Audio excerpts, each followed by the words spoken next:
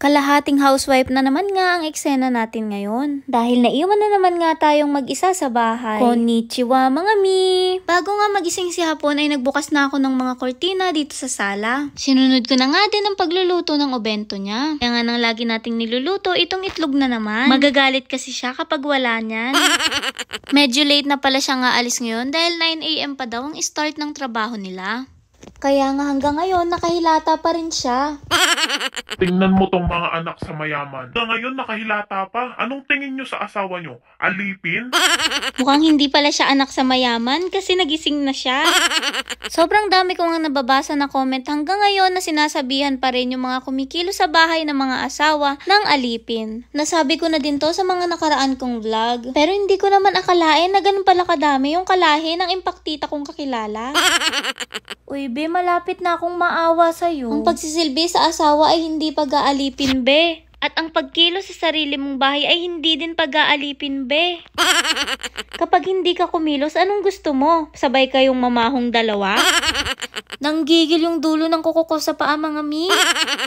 Be, kung ayaw mong kumilos dyan sa loob ng bahay nyo at may pangbayad ka naman sa bahay, mo na akong igaya sa'yo. Hindi kasi namin afford ng asawa ko yun.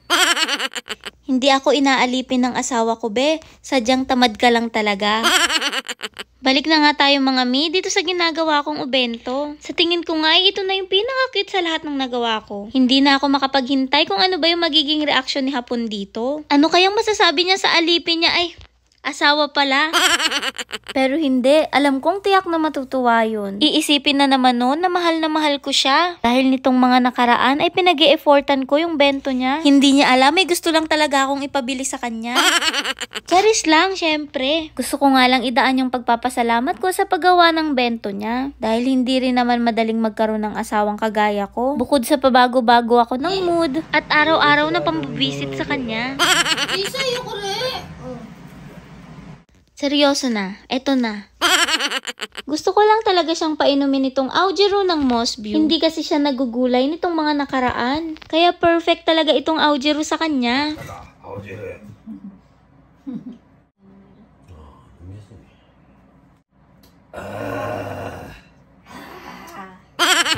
Habang hinihintay ko nga na makaalis siya, ay nag-asikaso muna ako nitong mga pinagamitan ko sa paggawa ng obento.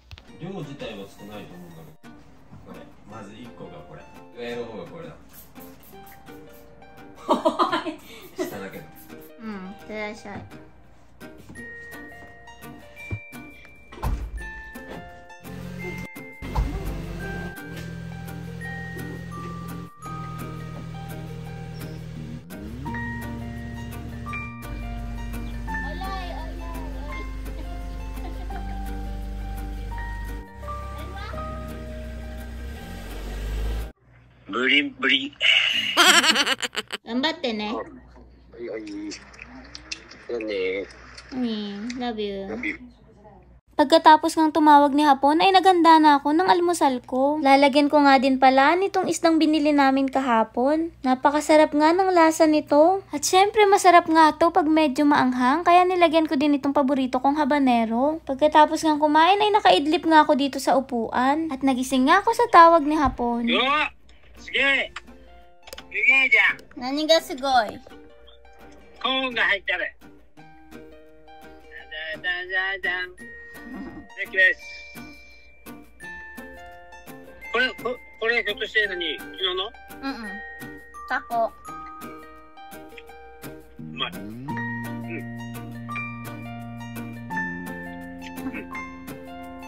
まい。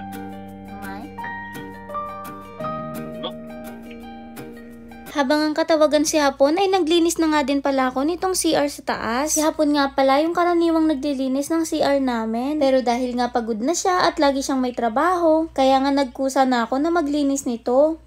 Ang kalat ng kwarto ko. Pagkatapos nga, isinimulan ko na ding ayusin itong kwarto ko. Nagpagawa nga ako ng cabinet sa kanya, kaya hanggang ngayon hindi ko pa naayos yung mga gamit ko. Sa ibang vlog ko nga pala, upload itong paggawa niya sa cabinet ko.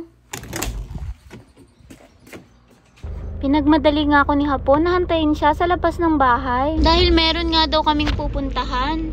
At ito nga pala ang isang buong araw ng kalahating karpentera at kalahating housewife. Hanggang dito na muna mga mi. Thank you so much for watching. Matane. Bye-bye!